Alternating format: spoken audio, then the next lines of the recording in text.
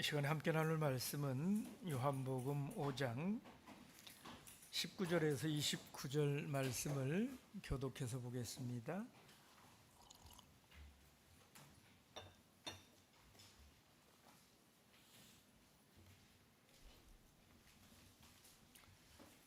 요한복음 5장 19절에서 29절 말씀 제가 먼저 읽겠습니다. 19절. 그러므로 예수께서 저희에게 이르시되 내가 진실로 진실로 너희에게 이르노니 아들이 아버지의 하시는 일을 보지 않고는 아무것도 스스로 할 수 없나니 아버지께서 행하시는 그것을 아들도 그와 같이 행하느니라.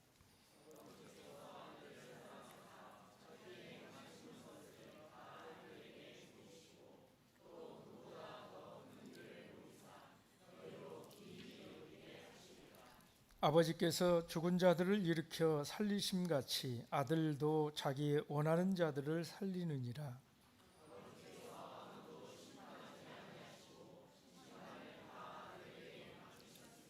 이는 모든 사람으로 아버지를 공경하는 것 같이 아들을 공경하게 하려 하심이라. 아들을 공경치 아니하는 자는 그를 보내신 아버지를 공경치 아니하느니라.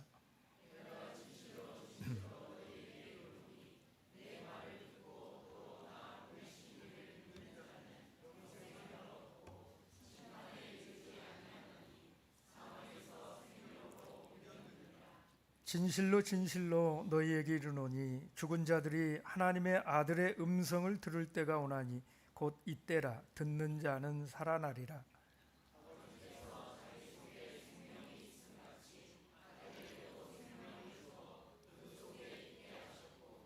또 인자됨을 인하여 심판하는 권세를 주셨느니라.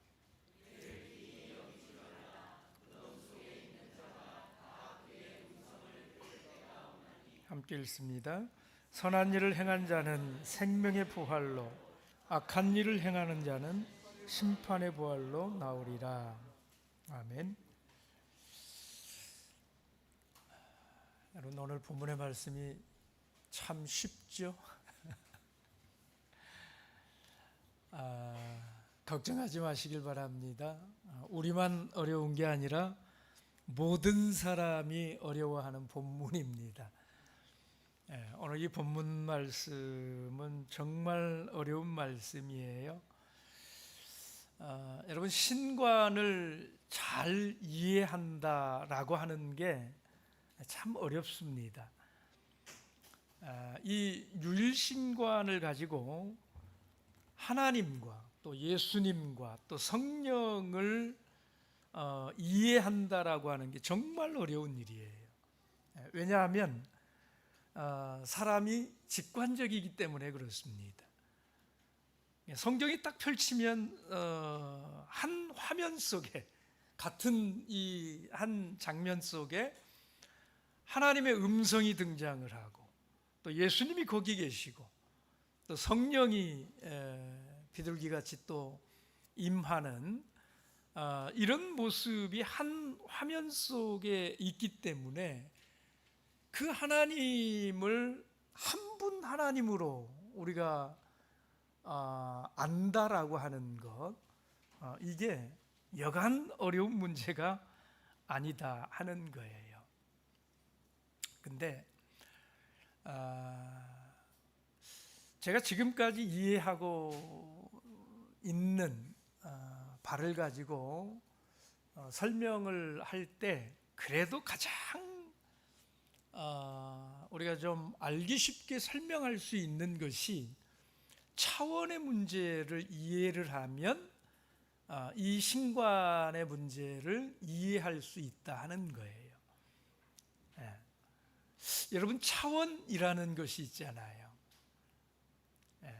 1차원의 세계가 있고 2차원의 세계가 있고 3차원이 있고 4차원이 있어요.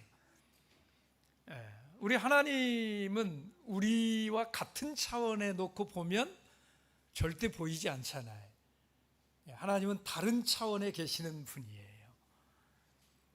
근데 그 하나님께서 우리에게 이렇게 현현하실 때에 모습은 우리가 2차원 속에서 보게 된다라는 거예요. 그래서 여러분 삼각뿔을 한번 생각을 해보시면, 삼각뿔이 뭔 줄 아시죠? 그 삼각뿔이 어떤 하나님의 본체다. 우리가 이렇게 생각을 해본다면 하나님은 한 분이신 거예요. 그죠? 근데 그 하나님께서 우리에게 나타내실 때는 이 평면에, 우리가 사는 이 세상에 나타나실 때는 하나님께서 이렇게 나타난다고 해보세요. 엄지 하나님이 있고요, 검지 하나님이 있고요, 중지 하나님이 있는 거예요. 근데 그 하나님께서 우리 세상에 나타나실 때에는 우리는 이 면밖에는, 이렇게 보면 면밖에는 보이지를 않아요. 그러면 여러분, 이 면에는 몇 개의 점이 찍힐까요? 이렇게 찍으면 3개의 점이 찍히게 되는 거죠. 그러니까 우리가 이렇게 볼 때에는 그 3개의 점밖에는 보이지를 않는 거예요. 그 3개의 점은 따로따로 있죠. 엄지의 점이 하나 있고, 검지의 점이 하나 있고, 중지의 점이 하나 있고, 그죠? 이렇게 3개의 점이 있는 거예요. 이게 다 달리 보인다 이 말이에요. 그런데 차원을 달리해서 보면 이것이 3개입니까? 한 사람이라는 거, 이게, 그죠? 이해가 되십니까? 예. 이런 3손가락을 가졌다고 그래서 이게 3사람이냐 이 말이에요. 이게 한 사람이지 않습니까? 이게 다 제 손가락이잖아요, 그죠? 근데 이 차원이 다른 차원에서 볼 때에는 이 전체를 알 수가 없어요.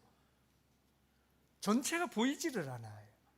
그냥 보이는 것은 3개의 이 다른 점밖에는 보이지를 않는 것이지요. 그런데 하나님이 계신 차원에서 하나님은 결단코 3분이 아니시다라는 거예요. 한 분 하나님이 계실 뿐이다라는 거죠. 이걸 하나님께서 우리에게 이해할 수 있도록 보여주신다, 설명하신다. 이 자체가 사실 불가능한 일이에요. 왜? 우리는 하나님을 온전히 알 수 없기 때문에. 그래서 우리는 하나님을 아는 데 있어서 극히 제한적이에요. 하나님이 말씀하신 대로, 하나님이 보여주시는 것만큼만 우리는 하나님을 알 수 있다 이 말이에요.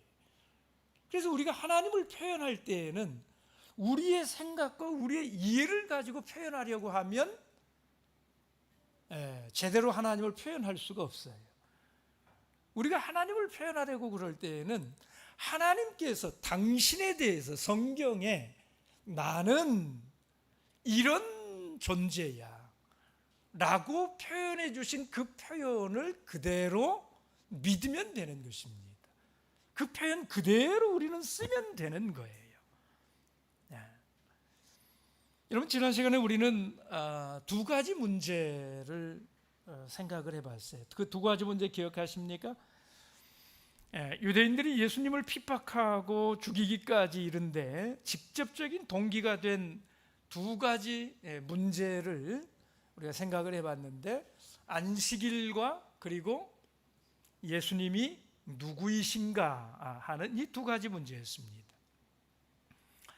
여러분, 유대인들은 안식일 때문에 예수님을 죽이기까지 했는데 오늘날에는 이 안식일을 폐하신 분이 예수님이다 하면서 예수님께 누명을 씌우고, 그리고 안식일을 지키는 사람들을 이단이라고 하지만 오늘날 안식일은 여전히 하나님 백성의 표징이 된다 하는 말씀을 생각을 해봤고요. 그리고 두 번째 문제는 예수님은 누구이신가라는 문제였어요. 예수님께서는 하나님을 내 아버지라고 부르셨는데 유대인들은 이것을 친아버지라 하여 자기를 하나님이라고 한다 이렇게 받아들였습니다. 이것은 정확한 예수님께서 의도하신 이런 일이에요. 예수님은 부자지간으로서가 아니라 그분이 나다, 내가 하나님이다 라는 의미로 하나님을 내 아버지라 이렇게 부르셨다라고 그랬습니다. 그런데 이 두 문제 두 가지 문제가 다 어떻습니까? 이 두 가지 문제가 사실은 유대인들이 만든 문제가 아니라 사실은 우리 예수님께서 의도하신 문제였다라는 겁니다. 예수님은 안식일이 문제될 것을 아시면서도 안식일에 38년 된 병자를 고쳐주시고 그에게 내 병상을 들고 걸어가라. 주님은 그게 문제가 되리라고 하는 걸 다 아십니다. 그런데도 주님께서는 하고 싶은 말씀이 있으시기 때문에 그에게 침상을 들고 걸어가라 말씀하셨다라는 것이지요. 그리고 그 문제를 거기서 멈추시지 않으시고 그것을 내 아버지께서 일하시니 나도 일한다 이렇게 신관의 문제로 확장을 시키신 것도 다 의도적인 일이었다 하는 거예요. 예수님께서 의도하고 계신 그 문제 속으로 이렇게 들어가신 일이다라는 겁니다. 그러면 왜 이렇게 예수님은 자꾸 문제를 확장시켜 가실까? 왜 그게 문제가 되는 줄 뻔히 아시면서 왜 그런 문제 속으로 자꾸 저들을 이끌어 가실까 하는 거예요. 왜 주님은 이 문제를 자꾸 확장시켜 가실까요? 당신이 하나님이신 것을 밝히지 않고서는 이 땅에 오신 목적을 이룰 수가 없기 때문에 그렇습니다.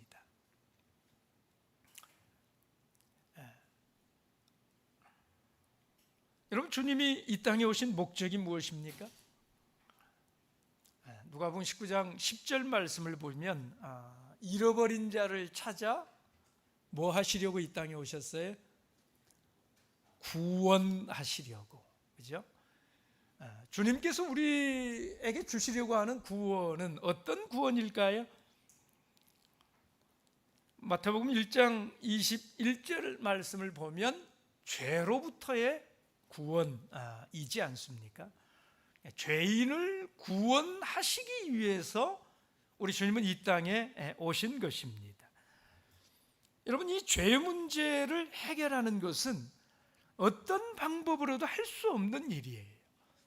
오직 하나님께만 그 방법이 있는 것입니다. 누구도 어떤 방법도 이 인간의 죄를 대신할 수 있는 길이 없어요. 여러분, 이 구속의 놀라운 은혜를 주기 위해서 선민이라고 하는 사람들이 필요했던 것이고, 또 하나님께서 성도들을 만나주시고 은혜를 주신다라고 하는 것을 보여주시기 위해서 성전이라고 하는 것이 필요했고, 또 그 하나님의 가장 큰 은혜가 죄를 사하는 은혜인 것을 보여주시려고 양을 잡고 또 염소를 잡는 이 속죄 제사를 주신 것이지요. 그리고 지금까지 이 모든 것들을 이루시기 위해서 역사가 달려온 것입니다. 그리고 이제 실제로 제물 되시는 이 일만 마치시면 이 땅에 오신 모든 목적을 이루게 되는 것입니다. 자, 그런데 여러분, 아무리 우리 주님께서 완벽하게 이 구원의 계획을 이루신다 할지라도요, 사람들이 그것을 모른다면 어떻게 될까요? 주님은 완벽하게 그 구원의 계획을 완성을 하셨어요. 이루셨어요. 그리고 가셨어요. 그런데 사람들이 그것을 아무도 몰라요. 그렇다면 어떻게 될까요? 주님이 이루어 놓으신 그 모든 일들이 소용이 없게 되는 것입니다.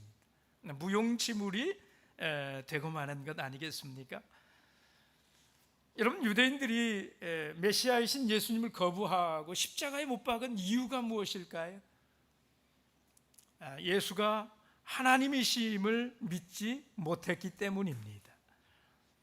자, 그런데 예수께서 하나님이심을 믿는다고 그래도 예수님이 아버지 하나님이신 것을 믿지 못하면 죄사함 받을 방법이 없습니다.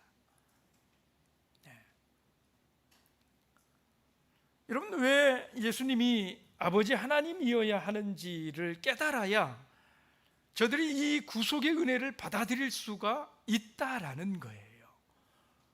그래서 요한복음 8장 24절에 우리 예수님께서는 이런 말씀을 하셨어요. 내가 그인 줄 믿지 아니하면 너희 죄 가운데서 죽으리라. 내가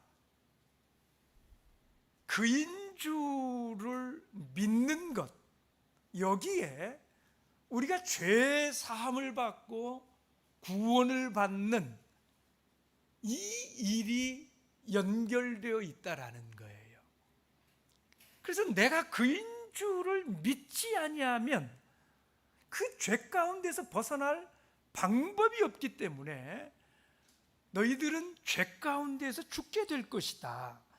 우리 주님이 그렇게 말씀을 하신 것입니다. 여러분, 그래서 이것을 밝히 알리지 않고서는 구속의 은혜를 깨우칠 길이 없다는 것입니다. 그러나 그것이 쉽지가 않아요. 그래서 이제 예수님이 처음으로 그 문제를 밝히셨고, 유대인들이 예수님의 말씀하신 것을 알아듣고 뭐합니까? 분노했습니다. 네가 아버지 하나님이라고. 그래서 저들이 분노했어요. 그러므로 예수께서 저희에게 이르시되, 그래서 오늘 본문의 19절 말씀이 바로 이 그러므로라고 하는 이 단어로 시작을 하고 있는 것입니다.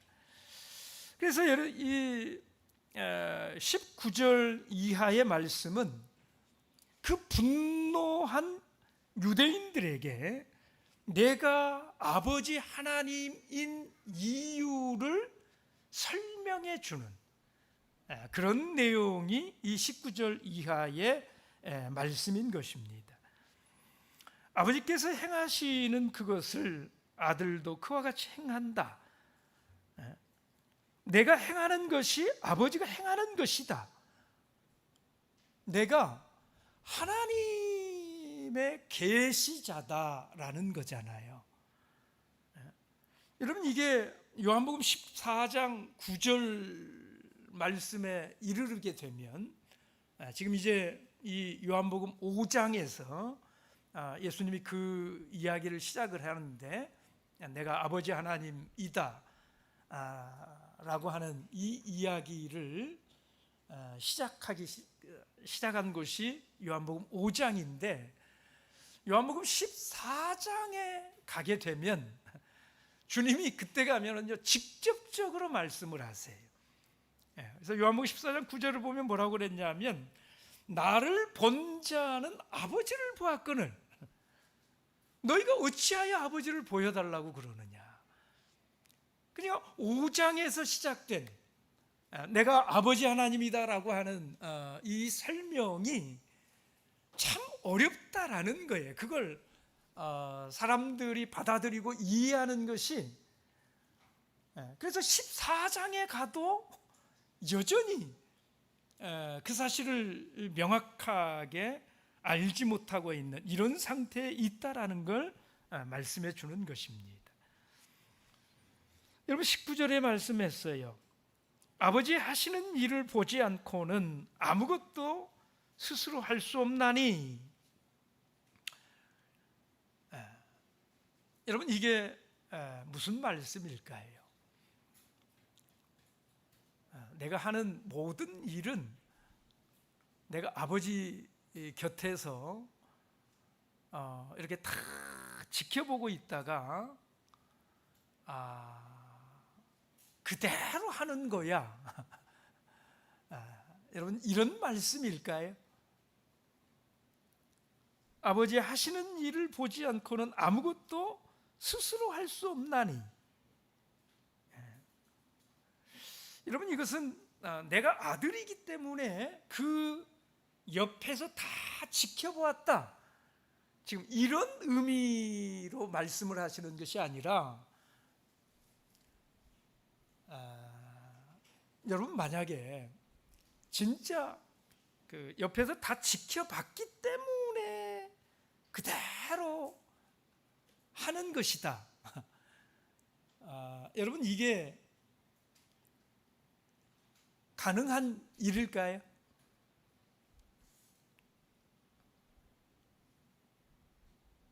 옆에서 여러분 일부만 보게 되면 그걸 어떻게 전부 그대로 할 수 있는 방법이 있을까요? 보고서 한다고 그러면 그러면 두 존재가 다른 존재라고 할 것 같으면 1분, 1초 아니 뭐 초보다도 더 작은 어떤 그런 한순간도 그걸 놓치지 않고 다 볼 수 있는 방법이 있을까요? 방법이 있으려면 딱 하나밖에 없어요. 뭘까요? 이 두 존재가 같은 존재일 때. 이것밖에는 없는 거예요. 그렇죠? 지금 예수님이 하시고자 하는 그 말씀의 뜻은 그거예요. 아버지가 있고 내가 아들이어서 옆에서 그걸 다 봤기 때문에 내가 그 아버지의 일을 할 수 있는 거야 라는 게 아니라 아버지 하시는 일을 보지 않고는 아무것도 스스로 할 수 없다라고 하는 이 말씀은 내가 아버지 옆에서 다 보고 하는 거야 라는 의미가 아니라 내가 그와 동일한 존재가 아니고서는 그 모든 것을 그대로 할 수 있는 방법이 없는 거야 라는 걸 말씀하시는 거예요. 그러니까 내가 아버지와 하나다 이 말씀을 이렇게 하고 있는 거예요. 여러분 20절에 다시 이 하나됨을 설명하기 위해서 이렇게 말씀했어요. 아버지께서 아들을 사랑하사 자기의 행하시는 것을 다 아들에게 보이시고 또 그보다 더 큰 일을 보이사 너희로 기이 여기게 하시리라. 아버지께서 모든 것을 아들에게 보이셨다라고 말씀을 합니다. 아버지께서 아들을 사랑하사 자기가 행하시는 모든 것을 다 아들에게 보이시고 한마디로 비밀이 하나도 없다라는 뜻 아닙니까? 모든 것을 하나님께서는 다 보이시고 또 그걸 하나도 빠뜨림없이 다 본다라는 이 말씀을 통해서 아버지와 아들이 완전히 하나다, 이런 말씀을 하고 계시는 거예요. 아버지의 마음이 아들의 마음이고 아들의 마음이 아버지의 마음으로 뜻과 생각이 동일하다. 이건 하나인 존재일 때만 가능한 일이다, 이 말이에요. 아버지와 아들이 다른 존재여서는 절대 그런 일은 불가능한 일이다라는 것입니다. 여러분, 여기 이 20절에 사랑하사라는 부분이 좀 어렵습니다. 아버지가 아들을 사랑하사, 이 말씀만 보면 이게 딱 분리를 시켜버리잖아요. 아버지가 있고 아들이 있고, 그래서 아버지가 아들을 사랑한다. 이게 두 존재를 딱 분리시키는 것처럼 이렇게 보여줘서 이 말씀이 좀 어려워요. 그런데 여러분, 여기 이 아버지가 아들을 사랑하사, 헬라어의 이 사랑이 세 가지 단어가 있다라고 하는 거 우리가 알잖아요. 아가페의 사랑이 있고, 또 필레오의 사랑이 있고, 에로스의 사랑이 있어요. 아가페라고 하는 것은 신적인 사랑을 표현할 때 아가페의 사랑을 말합니다. 필레오의 사랑이라고 하는 것은 친구 간에 혹은 가족 간에 이런 사랑을 필레오 사랑이라고 그래요. 육신적인 이런 사랑을 에로스라고 하지 않습니까?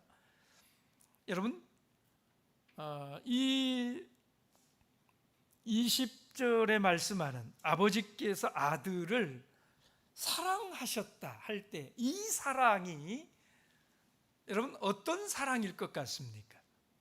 아가페일까요? 필레오일까요? 에로스일까요? 하나님의 사랑이니까 에로스는 일단 아니겠죠? 에로스는 빼놓고요. 여러분, 이 사랑, 여기 쓰인 이 사랑이라는 단어가 아가페일까요? 필레오일까요? 아가페일까요? 필레오일까요? 둘 중에 하나 고르시면 되는 거예요. 뭐일 것 같습니까? 여러분, 아가페는 일방적이고 자기 희생적인 사랑을 나타내기 때문에 신약에서 하나님이 자기 백성들을 사랑하다라는 뜻으로 쓰이는 단어가 아가페입니다. 요한복음 3장 16절에 하나님이 세상을 이처럼 뭐 하세요? 아가페 하세요. 이럴 때 아가페라는 단어를 쓰거든요. 그러니까 이것은 피조물인 세상에 대한 그분의 무조건적인 사랑을 나타내는 거예요. 그게 아가페입니다. 그러면 여기 20절에 아버지께서 아들을 뭐 하셨을까요? 아가페 하셨을까요? 필레오 하셨을까요? 놀랍게도 여기에 아가페가 들어가지 않고요, 필레오라는 단어가 쓰이고 있다라는 사실이에요. 여러분, 여기에 20절에 하나님이 아버지가 아들을 뭐 했다고요? 아가페 하지 않고 필레오 했다라는 거예요. 여러분, 이게 놀랍지 않습니까? 아가페 하지 않고 필레오 했다라고 하는 의미가 뭘까요?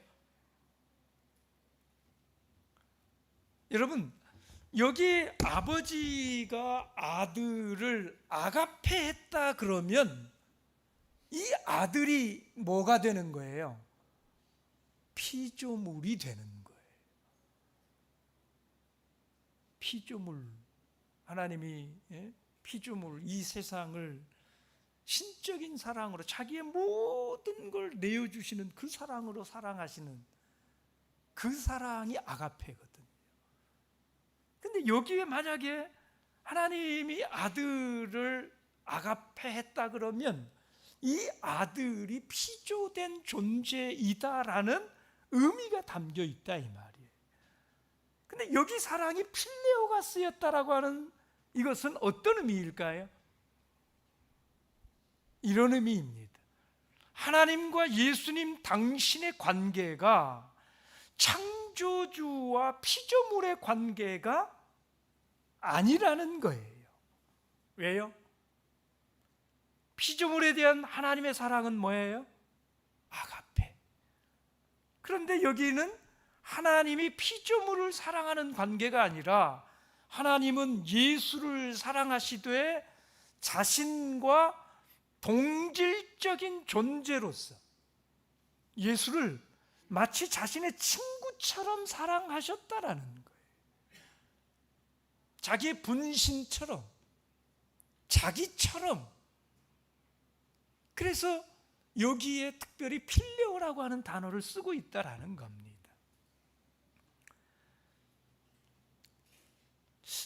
여러분, 이건 예수님이 하시는 표현이에요. 예수님이 유대인들에게 당신이 하나님이다라고 하는 그 주장을 하시고 난 후에 저들이 막 분노하니까 거기에 대해서 네가 하나님이라고 막 이러면서 죽이려고 하니까, 그러므로 예수님이 저들에게 그걸 하나씩 설명해 가시는데 또 이 단어를 써가지고 여러분, 유대인들의 입장에서는 예수님의 이 말씀이 어떻게 들렸을까요? 어떻게 인간이 거룩하신 하나님과 같이 일을 하며 그를 볼 수가 있다라는 말인가? 하나님이 아가페하지 않고 너를 피조물로 사랑하지 않고 너를 필레오 하신다고? 자기와 동일한 존재로서 그렇게 사랑하신다고? 결국 이들의 눈에 예수는요, 한낱 정신병자처럼 보였을 거예요. 그럼에도 우리 예수님은 그 설명을 멈추지를 않아요. 계속해서 이어가십니다. 왜냐하면 예수님은 이것을 밝혀야 되기 때문에 그래요. 왜요? 자신이 하나님이신 것을 저들이 알고 받아들여야만이 이 죄사함의 은혜를 받아들일 수 있기 때문에 반드시 이건 밝혀야 된다 이 말이에요. 그래서 계속해서 내가 하나님이기 때문에 심판도 내게 속한 것이고 부활의 권세도 내게 속한 것이다 라고 말씀을 하시는 것입니다. 여러분, 하나님께서 사람을 살리시는 것처럼 나도 원하는 사람을 살리고 그리고 심판을 맡기셨으므로 22절에 그렇게 말씀하시죠. 여러분, 여기에 22절 보시면 아버지께서 아무도 심판하지 아니하시고 심판을 다 아들에게 맡기셨으니, 예수님 이렇게 주장하시는데요. 여러분, 심판을 누가 하게 될까요? 심판을 누가 할까요? 성경에 이 심판에 관해서 아주 일관되게 말씀을 합니다. 27절 말씀에도 보면 또 인자됨을 인하여 심판하는 뭘 주셨다고요? 권세를 주셨다.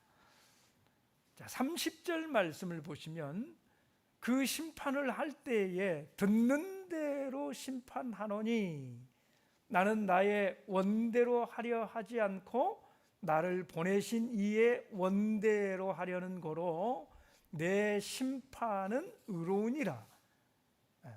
그러니까 이 말씀을 이 요한복음 말씀 안에서만 보면 심판의 권세가 원래 누구에게 있어요? 아버지께 있다라는 거잖아요. 근데 그 권세를 누구에게 주셨다는 거예요? 아들에게 줬다는 거예요. 근데 이 아들은 심판을 하는 권세를 받아서 심판을 하는데, 그러니까 심판은 누가 하냐면 아들이 하는 거죠. 예수가 하는 거죠. 근데 이 예수는 그 심판을 행할 때 어떻게 행한다고요? 듣는 대로. 누구에게 듣는 대로? 내 원대로, 내 생각대로 하는 게 아니라 아버지의 생각대로, 아버지의 원대로 듣는 대로 하신다. 네? 여러분, 이게 어떤 말씀일까요? 이게 아버지와 내가 하나다. 지금 이 말씀을 이렇게 해가고 있는 것이다, 이 말이에요. 여러분, 심판에 관한 말씀들을 우리가 좀 정리를 해보면 이게 예수님이 하신 말씀의 뜻이 분명해집니다. 여러분, 로마서 14장 10절을 보시면, 로마서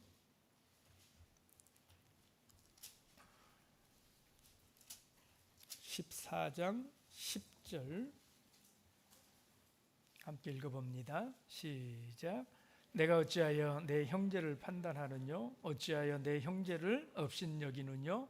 우리가 다 하나님의 심판대 앞에 서리라.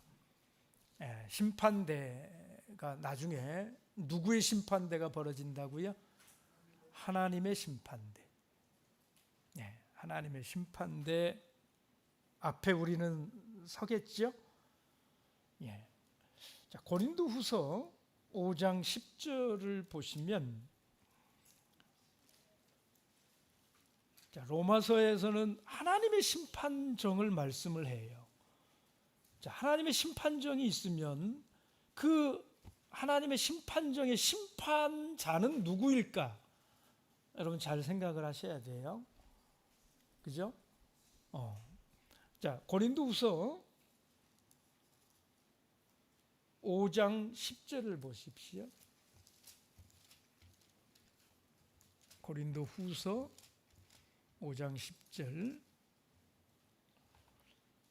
이는 우리가 다 반드시 어디에 드러나게 돼요? 누구의 심판대입니까, 여기? 그리스도의 심판대. 여러분, 우리는 하나님의 심판대 앞에 서게 될까요? 그리스도의 심판대 앞에 서게 될까요? 네?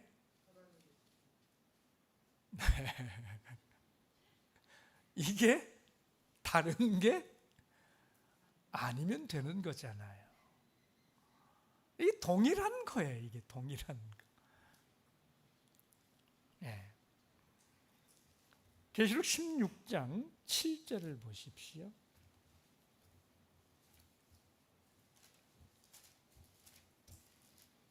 계시록 16장 7절.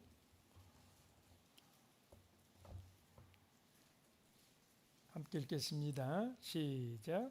또 내가 들으니 제단이 말하기를 그러하다. 주 하나님 곧 전능하신 이시여 심판하시는 것이 참되시고 의로우시도다 하더라.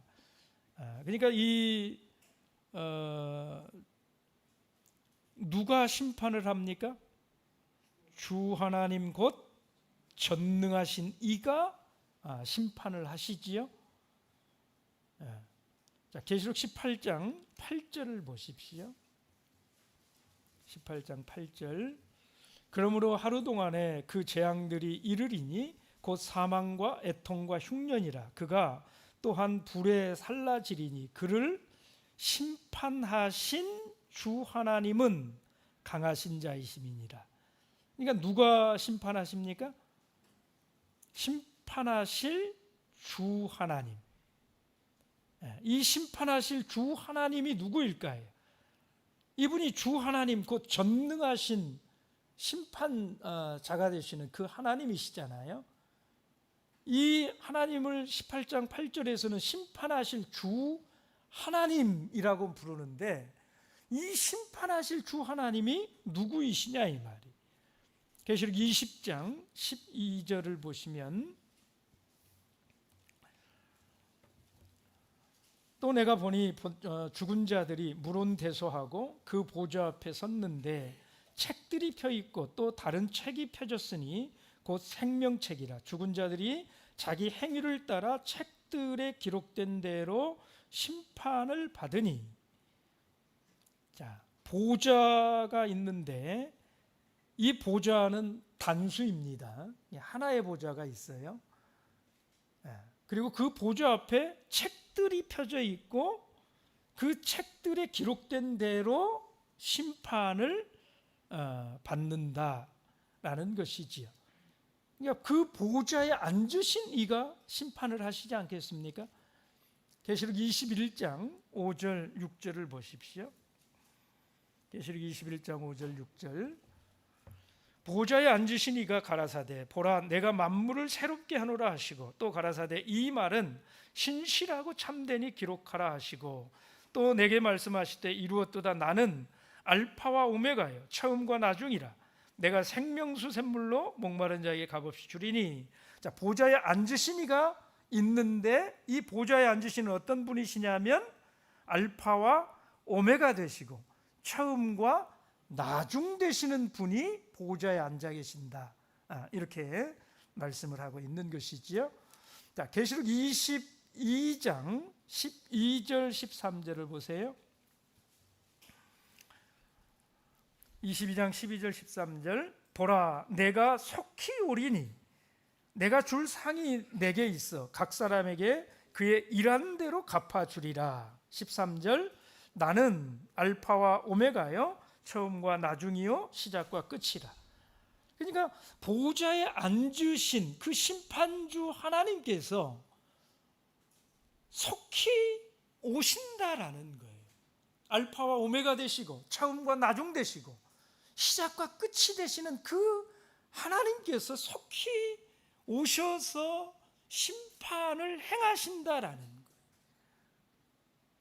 그 속히 오실 보좌에 앉으신 알파와 오메가 되시고 처음과 나중 되시고 시작과 끝이 되시는 그 하나님, 그 주 하나님, 전능하신 심판주 하나님이 누구이십니까? 22장 16절에 이렇게 말했어요. 22장 16절 같이 읽습니다. 시작. 나 예수는 교회들을 위하여 내 사자를 보내어 이것들을 너희에게 증거하게 하였노라. 나는 다윗의 뿌리요 자손이니 곧 광명한 새벽별이라 하시더라. 20절에 아멘 주 예수여 오시옵소서. 그러니까 이것들을 증거하신 알파와 오메가 되시는 보좌에 앉으신 속히 오실 분이 누구예요? 나 예수. 예수 그리스도의 심판대 앞에, 그 하나님의 심판대가 예수 그리스도의 심판대라고 하는 것은 성경 전체의 일관되게 증거하고 있는 말씀이다라는 거예요. 나와 아버지가 둘이 아니라 다른 존재가 아니라 하나라는 것입니다.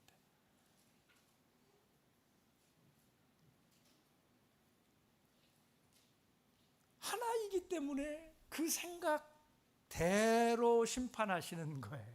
그게 다를 수가 없는 거예요. 요한복음 5장 21절 21절로 돌아가 보십시오.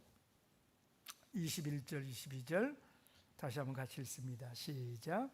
아버지께서 죽은 자들을 일으켜 살리심같이 아들도 자기의 원하는 자들을 살리느니라. 아버지께서 아무도 심판하지 아니하시고 심판을 다 아들에게 맡기셨으니. 여러분, 하나님께서 생명을 주셨는데 이제 그리스도께서 생명을 주신대요. 하나님께서 천지를 창조하셨고 하나님의 형상대로 사람들을 창조하셨는데 이제는 예수 안에서 제2의 창조인 그리스도의 형상을 만들어 가신다라고 말씀을 합니다. 여러분, 생명을 주시고 살리시는 일이 하나예요. 또 심판하시는 일이 하나입니다. 하나님께서는 죄인을 심판하셨는데요, 이제는 종말적으로 그리스도께 그 심판권을 맡기셨다라는 것이잖아요. 그런데 여러분, 이 심판이 무엇에 의해서 갈리는지를 잘 보시길 바랍니다. 예수에게 그 심판권을 줬어요. 그래, 이제 예수께서 심판을 하실 거예요. 근데 예수께서 심판을 하실 때에 그 심판이 무엇에 의해서 갈리는지를 잘 보시라 이 말이에요. 오늘 본문의 31절 말씀을 보십시오. 요한복음 5장 31절. 29절입니다. 29절. 죄송합니다. 29절 함께 읽습니다. 시작. 선한 일을 행한 자는 생명의 부활로, 악한 일을 행한 자는 심판의 부활로 나오리라. 여러분, 이 마지막의 심판의 기준이 무엇인지를 잘 보시라 이 말이에요. 마지막 때의 마지막 심판의 기준이 무엇일까요? 선한 일을 행한 자는 생명의 부활로, 악한 일을 행한 자는 심판의 부활로. 그러면 여러분, 이 선한 일이라고 하는 게 뭘까요? 이 선한 일, 악한 일이 그 기준이 뭐냐 이 말이에요. 어떤 것이 선한 일이고 어떤 것이 악한 일일까요? 악한 일, 선한 일을 해야 생명의 부활로 나온다고 그러는데 그 심판의 기준인 이 선한 일이 무엇이냐 이 말이에요. 여러분, 이 선한 일이 무엇일까요? 여러분, 마태복음 5장 16절에 너희 빛을 사람 앞에 비추게 하여 저희로 너희 착한 행실을 보고 하늘에 계신 너희 아버지께 영광을 돌리게 하라 할 때의 착한 행실, 이게 선한 일일까요? 여러분이 세상에 가서 착한 일을 하는 거, 그리스도인들답게 살아가는 이런 게 여기서 말하는 심판의 기준인 선한 일이냐 이 말이에요. 그럴 것 같다? 아닐 것 같다? 여러분, 만약에 그런 착한 행실, 이게 선한, 여기서 말하는 선한 일이라고 할 것 같으면 큰일 납니다.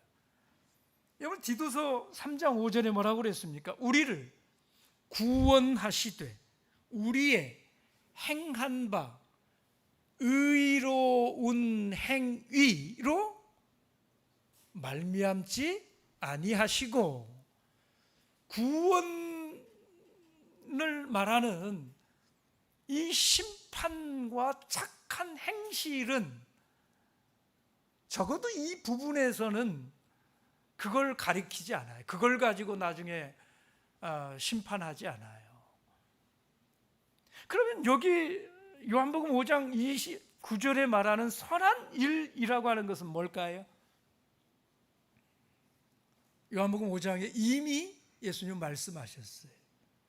24절에 보시면은요, 요한복음 5장 24절, 여기 말씀에도 보면 영생과 심판에 관해서 말씀을 합니다.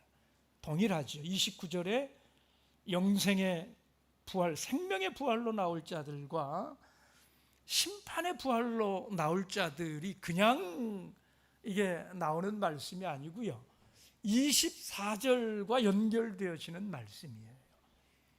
이미 24절에 예수님은 이렇게 말했어요. 24절 같이 한번 봅니다. 시작.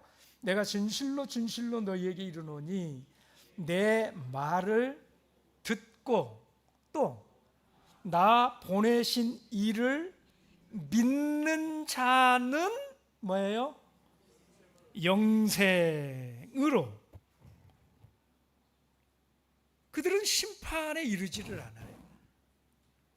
그러면 심판에 이르는 자는 누가 이를까요? 내 말을 듣지도 않고 또 나 보내신 이를 믿지도 않는 자. 그렇죠? 여러분, 보내신 이를 믿는 자,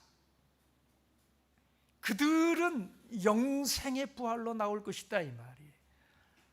그들은 심판에 이르지 않는다라는 것입니다. 그래서 보내신 이를 믿는 것이 그게 뭐예요? 그게 선한 일이라는 거예요. 나 보내신 이와 나 보내신 그 보내신 이의 뜻을 믿는 자, 그 보내신 뜻을 믿는다라는 게 뭘까요? 여러분, 하나님을 믿는 자라는 의미가 아니라 아버지 하나님께서 예수로 이 땅에 오셔야 하는 그 섭리, 그 하나님의 뜻, 죄인을 구원하려고 말씀이 육신이 되신 그 일, 하나님의 아들로 오신 예수 그리스도, 예수로 이 땅에 오신 그 아버지 하나님을 믿는 그들이 뭘 얻을 거라는 거예요? 생명의 부활로 나올 거라는 거예요. 영생의 부활로 나올 거라는 거예요. 여러분, 여기 선한 일을 행하는 것은 다른 것 아니에요. 두 가지 것이에요. 나 보내신 자의 뜻을 믿는 거예요. 나 보내신 이를 믿는 거예요. 그리고 또 하나가 뭐라고요? 내 말을 듣고라고 그랬잖아요. 내 말을 듣는 것이 선한 일이다 이런 말이에요. 여러분, 지금 요한복음 5장 가운데서, 요한복음 가운데서 예수님께서 힘써서 말씀하고 계신 것이 무엇이라고요? 저들에게 힘써서 말씀하고 계신 것이 뭐라고요? 내가 아버지 하나님, 바로 그 하나님이다. 이걸 믿어야 된다. 그 예수 그리스도의 그 말을 믿는 것, 그것이 선한 일이라는 거예요. 거기에 영생이 달려 있다라는 거예요. 여러분, 이사야 9장 6절에 우리가 너무나 잘 아는 말씀이 있잖아요. 한 아기가 우리에게 낳는데, 그 아들의 이름이 뭐예요? 기묘자라고도 하고 모사라고도 하고 전능하신 하나님, 또 영존하시는 아버지. 그 아들 예수 그리스도가 전능하신, 영존하신 아버지 하나님과 다른 존재예요? 아니면 동일한 존재예요? 동일한 존재라고 성경은 일찍부터 말씀하고 있다 이 말이에요. 여러분, 하나님의 아들 독생자 예수 그리스도, 그분이 하늘에 영존하시는 한 분 하나님이신 아버지 하나님, 그분이신 것을 믿어야 한다라는 거예요. 그것이 선한 일이에요. 그것이 말을 믿는 것이에요. 그것이 나 보내신 이를 믿는 것이에요. 그게 하나님을 믿는 것이에요. 그거 믿지 않으면 하나님을 믿는 것이 아니에요. 하나님의 말을 듣는 것도 아니에요. 그는 뭘 피할 길이 없어요? 심판을 피할 길이 없다. 오늘 예수님이 힘써서 말씀하고 계시는 것이 그거예요. 내가 아버지 그 하나님이다. 이거 믿지 않으면 너희는 너희 죄 가운데서 죽고 말 것이다. 그러나 그걸 믿는 자들은 내 말을 듣고 나 보내신 이를 믿는 그들은 영생의 생명의 부활로 나오게 된다. 여러분은 예수 그리스도를 누구로 믿으십니까? 예수는 하나님이시다. 이건 정확한 표현이 아니에요. 예수 그리스도 그분은 아버지 하나님 그 하나님이시다. 이게 정확한 성경의 표현이에요. 유일하신 참 하나님은 오직 예수 그리스도 한 분밖에는 없다라는 것입니다. 묵도하겠습니다.